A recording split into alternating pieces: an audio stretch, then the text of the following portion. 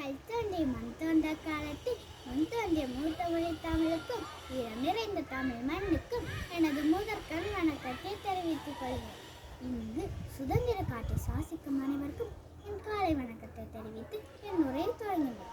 அகிம்சை வழியின் காலையும் ஆயுதம் என்னும் நேதாஜியும் எழுதுகோள் கொண்டு பாரதியும் இந்த மங்கைய வேல்நாச்சனும் கப்பலோட்டிய பாவசியும் கப்பம் கட்ட மறுத்த கட்டபொம்மனும் கொடியேந்திய குமரனும் எண்ணற்ற வீரர்களின் தியாகத்தால் பிறந்தது சுதந்திரம். அனைவருக்கும் இனிய சுதந்திர தின விழா நல்வாழ்த்துக்கள். இன்று ஆகஸ்ட் 15ஆம் தேதி நமது 78வது சுதந்திர தினத்தை கொண்டாடுகிறோம். இந்திய திருநாடு 1947ஆம் ஆண்டு ஆகஸ்ட் 15ஆம் தேதி சுதந்திரம் அடைந்தது.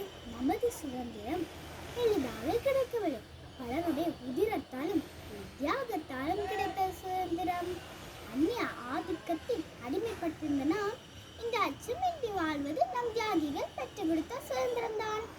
17ஆம் நூற்றாண்டில் இந்தியா 500க்கும் மேற்பட்ட சமஸ்தானங்களை கொண்டிருந்தது. அப்பொழுதுதான் ஆங்கிலேயர்கள் கிழக்கிந்திய கம்பெனி என்ற பெயரில் வியாபாரம் செய்து வந்தனர். அவர்கள் பிரித்தாலும் சூழ்ச்சியை பயன்படுத்தி ஒவ்வொரு சமஸ்தானங்களும் தன் வசமாக்கின. 18ஆம் நூற்றாண்டிலிருந்து சில மன்னர்களும் பாளையக்காரர்களும் ஆங்கிலேயர்களை எதிர்த்து போர் புரிந்தனர். தண்ணீர் விட்டா வளர்த்தும் சர்வேசா இப்பெயரை கண்ணீரால் காத்த கருக திருவிழமும் என்ற மகாகவி பாரதியாரின் வரிகளுக்கேற்ப பல வீரர்கள் தமது வாழ்க்கையினை இந்திய சுதந்திரத்திற்காக தியாகம் செய்தனர்.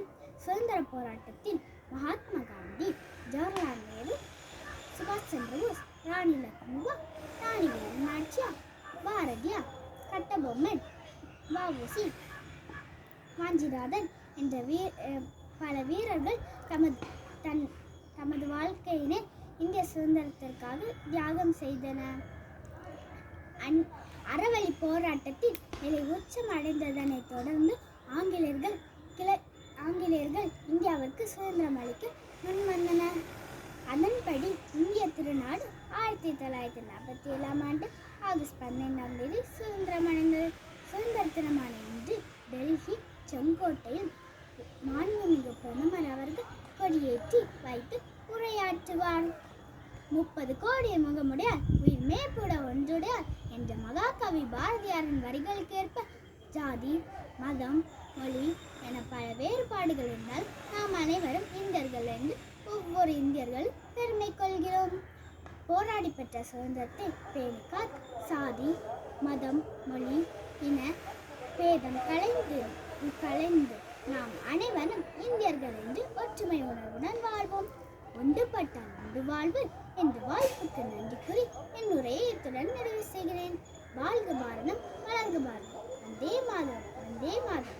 நன்றி, வணக்கம்.